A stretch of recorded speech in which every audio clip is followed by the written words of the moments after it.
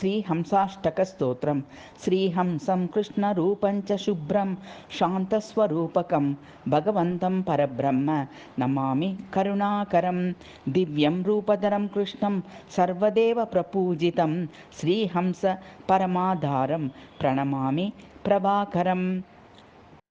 निम्बार्कसम्प्रदायस्य पूर्वाचार्यांश सर्वदा स्वसम्प्रदाय सर्वस्वं श्रीमध्वंसं ह्यदा भजे।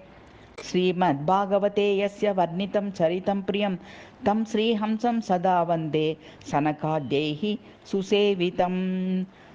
पुष्करारण्यभूलोकवततार पुराशुभे तञ्च हंस नमामीशं प्रत्यहं शिरसा गिरा।